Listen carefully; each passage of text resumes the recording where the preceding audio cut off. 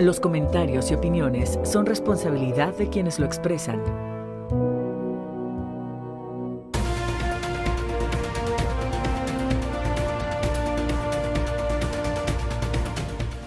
Muy buenas noches, bienvenidos al espacio de la entrevista. Agradecemos a usted que nos está sintonizando en las 3 plataformas que Radio Televisión de Veracruz tiene disponible para que siga este espacio.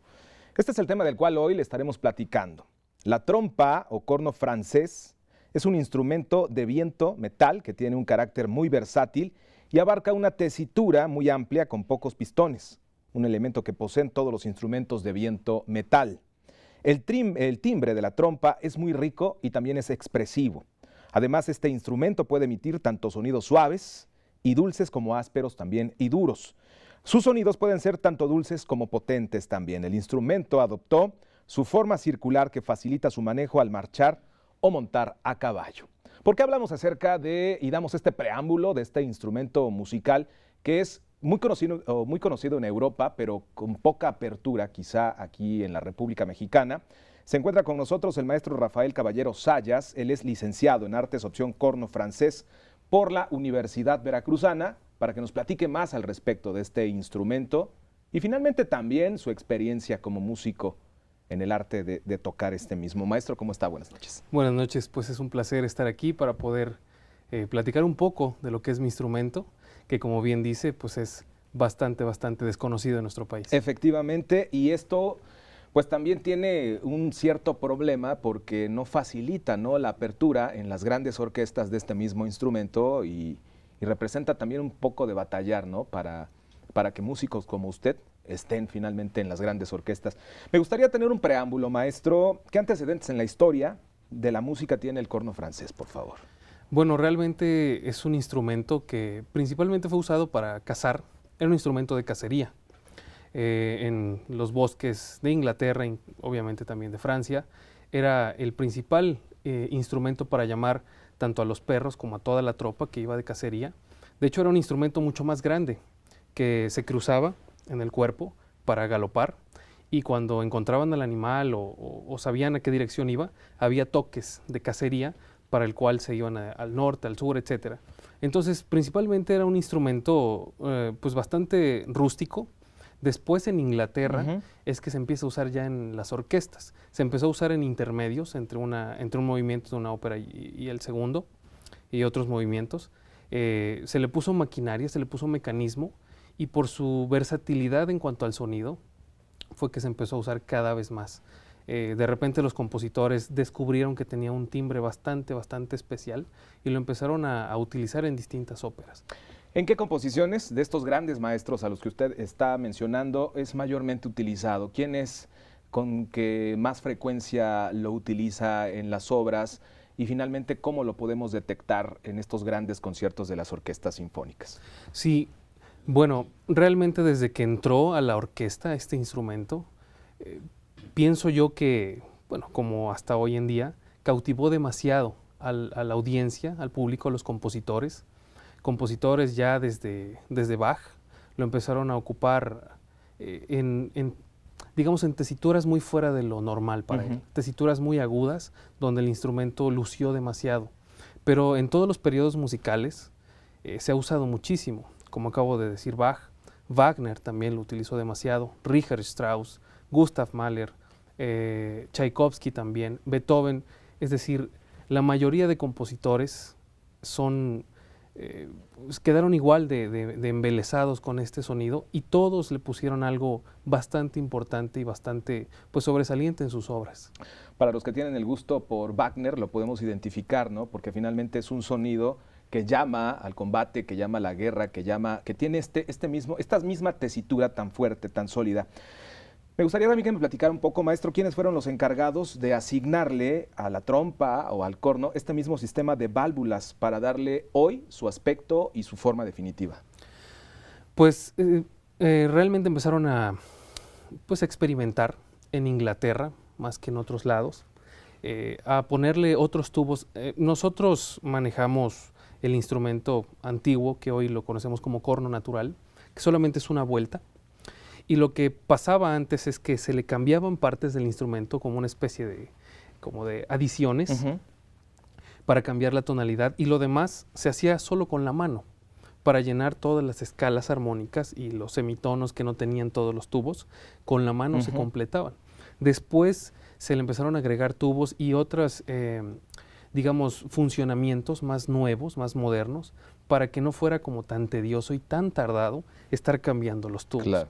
Entonces, principalmente fue en Inglaterra que empezó ese cambio. Muy bien. Su contacto con la música, ¿cómo toma usted la decisión de especializarse en este mismo instrumento? ¿Dentro de su familia hay alguna historia ya ligada a la música? Realmente no. Realmente soy el primero en mi familia que me dedico a la música. Todos, bueno, mis tíos, mi madre, mi papá, pues bueno, ellos se dedican a cosas más, digamos, un poco más comunes, sin el sentido peyorativo, por supuesto. Claro. Yo soy el primer músico y realmente yo empecé con el corno y en la música por órdenes de mi mamá. Ella me llevó a clases. Muy bien. Mientras todos mis compañeros iban a fútbol, básquetbol, o simplemente se quedaban en casa. Las cosas cotidianas, como usted bien lo mencionó. Las cosas cotidianas, así es, lo menos, digamos, lo menos escondido a lo que iban ellos. Mi mamá supo que unos niños conocidos suyos tomaban clases de música. Entonces a ella le interesó mucho y fue que me llevó. La verdad es que yo en un principio no estaba muy a gusto, pero después le tomé mucho amor a esta carrera y también ella escogió el corno por mí, por esta sencilla razón. Cuando nos lo mostraron, mismo la persona que nos lo mostró no sabía bien cómo se llamaba. Y mi mamá dijo, vas a tocar ese porque es muy raro. Entonces, desde ese momento fue que yo tuve el instrumento en mis manos. En un principio, como niño, pues uno quiere tocar salsa, mariachi, rock, no lo sé, cosas comunes o más comunes para nuestro contacto, ¿no? Pero realmente mientras me empecé adentrando más en el mundo del corno, me quedé cautivado y la verdad es que pienso yo hoy, hasta hoy que tengo 30 años ya de edad y 23 años en la música, no lo cambiaría por otro instrumento. ¿Sus maestros, quiénes han sido, con quiénes ha tenido contacto, dónde ha ido también a prepararse? Y finalmente, ¿cuál ha sido este aprendizaje, este proceso de aprendizaje en el cual usted, como bien lo está mencionando, durante 23 años ha estado transcurriendo? Pues toda mi formación escolar, académica, ha sido aquí en el estado, en específico en la UB, en la Facultad de Música de la UB. Solamente hay un maestro de corno, se llama Keith Eitzen. El maestro es el que nos ha formado, pienso yo, que al 90% de cornistas de aquí, del estado. Y bueno, pues él ha sido mi maestro, fue mi primer maestro en forma que tuve, pero también he tenido la oportunidad de tomar clases con grandes cornistas, con grandes músicos de talla internacional. He tenido la fortuna de conocer al maestro cornista James Thatcher, que bueno, su nombre es así como desconocido para la mayoría, pero nada más como una especie de dato sobre él. Es el músico sinfónico que más discos tiene grabados y más películas y series tiene grabado. Porque algo también un poco desconocido sobre este instrumento es que es el instrumento más usado en las películas, el que más solos tiene, el que más momentos, digamos, heroicos y hasta trágicos tiene en las películas. Entonces, con este maestro yo he tenido la oportunidad ya de coincidir 3 veces, también con otros maestros de la Ópera de Nueva York, por ejemplo, de la Filarmónica de Nueva York, como es el maestro Philip Myers, también con otros maestros de la zona de Chicago, que es el maestro Randall Faust, que también él realmente fue una gran persona. Yo lo conocí, ni siquiera habíamos agendado una clase y él se ofreció a darme una clase. Entonces, bueno, con ellos ha sido mi principal influencia en mis clases y también con el principal de cornos de aquí de la Sinfónica de Jalapa, Daniel Flores, que bueno, le mando un saludo si está bien este programa, un gran amigo, un gran músico, gran cornista. Realmente ellos me han formado. A diferencia de instrumentos de viento, de metales, que son conocidos como el clarinete, el saxofón, la propia trompeta, digo, no sé, finalmente, ¿la embocadura del corno es similar a estos instrumentos o es diferente? Es muy parecida más que nada a la de la trompeta. La familia de metales, digamos, tuba, trombón, trompeta, corno, se nos denomina metales más que nada por el material que está hecho su boquilla, que es donde posamos los labios, boquilla circular. Es muy parecido, sin embargo, la naturaleza del corno y la boquilla del corno conlleva que tengamos es más demandante. Tenemos un rango mucho mayor que el de una tuba, de una trompeta o de un trombón. Entonces nosotros podemos tocar tan grave como un trombón bajo, a veces como una tuba, o tan agudo como una trompeta. Entonces es parecido, pero la manera en que está hecho, si alguien tiene la oportunidad de ver el corno, da muchas vueltas, y aparte la campana, que es por donde sale el sonido, sale y termina hacia atrás y hacia abajo. No como la trompeta, que es directa, o la tuba, que es hacia arriba. Entonces nosotros tenemos que hacer, digamos, mucho más enfático alguna separación entre notas, o más fuerza o menos fuerza, dependiendo, para que el sonido viaje.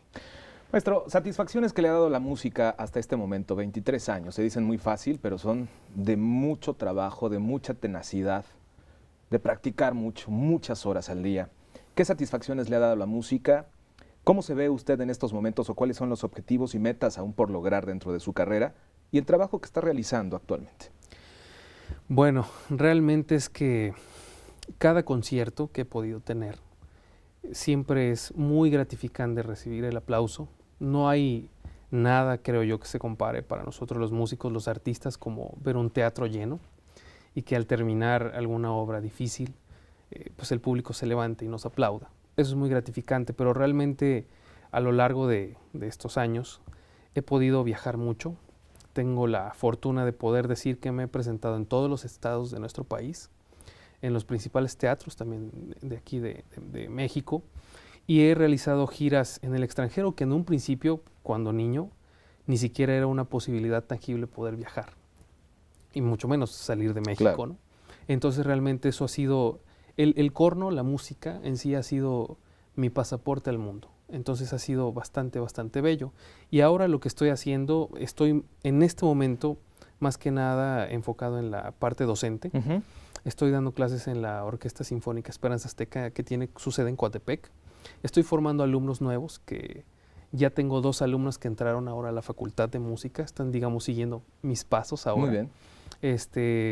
Y bueno, ahorita estoy muy volcado en eso, pero también tengo la mira puesta en hacer una maestría, si se puede en España, que bien, y si no, también aquí en el país podría ser. Pero bueno, esto es una carrera de toda la vida, y como bien lo menciona, es una situación de que mientras todos están en un cumpleaños o todos están en una fiesta, siempre nosotros tenemos que decir, no puedo, tengo ensayo, tengo que estudiar, tengo que practicar. Y así es, somos unos atletas, por así decirlo, de alto rendimiento. Por supuesto. Entonces, mientras otros corren, mientras otros levantan pesas, nosotros hacemos notas largas, hacemos flexibilidad, pues todo eso que conlleva. Maestro, para cerrar, nos quedan prácticamente 3 minutos para concluir este espacio de la entrevista, pero me gustaría saber cuáles son los obstáculos burocráticos por los que todo músico atraviesa y que muchas veces ahí encontramos zancadillas en la carrera, en el desarrollo musical, pero sobre todo, ¿cuáles son los obstáculos burocráticos por los que ha tenido que pasar el maestro Rafael Caballero? Bueno, desafortunadamente en nuestro país el principal obstáculo a veces cuando uno se presenta en alguna audición para algún trabajo es el hecho de ser mexicano. Siempre ha venido a menos, pero a lo largo de estos años el principal impedimento ha sido ser mexicano. Siempre se le da prioridad a los extranjeros, siempre. Y bueno, eso ha venido a menos, como lo mencioné ahorita, pero sigue siendo una piedra en el zapato muy grande de abatir, ¿no? Pero nosotros, los mexicanos, los que hemos tenido nuestra formación prácticamente aquí, locales, en nuestro país, pues bueno, seguimos estudiando, seguimos preparándonos. Los maestros extranjeros hicieron escuela en algún momento, lo cual, pues eso era muy necesario. Ahora pienso que nosotros podemos continuar con ese camino, con esa guía que nos dejaron. Y bueno, pues seguimos haciendo lo que mejor podemos. Y realmente es que pues cada vez hay más músicos mexicanos que siguen ahora nutriendo las orquestas de nuestro país. ¿Por qué los jóvenes, ya para cerrar, por qué los jóvenes, por qué los niños deberían finalmente tocar un instrumento musical? ¿Por qué sería o debería ser obligatorio que las juventudes y que los pequeños en nuestro país, en nuestro estado, deberían de tocar un instrumento musical? La música y, digamos, todo el ritual que conlleva sentarse en tu silla, un atril, tu música, debes desarrollar una paciencia muy grande, una concentración sin igual, la verdad. Entonces, ya sea que lo lleven de manera profesional o no, la música los ayuda muchísimo a desarrollar todas sus habilidades cerebrales, físicas, lingüísticas, de todo. Y realmente se ha comprobado que los niños que se han volcado en la música dejan de andar, como coloquialmente se les dice, de vagos, y realmente es un gran indicio y un gran número que se han empezado a dedicar de más y más en la música, y sobre todo pulen mucho lo que es su persona, pulen mucho lo que es la visión para el mundo, y cambian su alma, cambian su visión, el trato para los demás, se vuelven realmente unos niños muy, muy únicos. Maestro Rafael Caballero Zayas, cornista de talla internacional, le agradecemos que esté esta noche con nosotros en el espacio de la entrevista, platicándonos un poco de la historia, de su experiencia propia y también, bueno, pues haciendo esta recomendación a todos los papás que en este momento nos están sintonizando a través de esta la emisión nocturna de Más Noticias. Muchísimas gracias por estar esta noche con nosotros en este propio espacio. Muchísimas gracias por la oportunidad y esperemos que la música siga plagando el mundo. Muchas gracias. Y esperemos que se le sigan abriendo las puertas, que a veces son muy escasas. Pues esperemos también, vamos a trabajar siempre con la mejor cara. Muchísimas gracias. Vamos del otro lado del estudio a despedir este espacio. Gracias.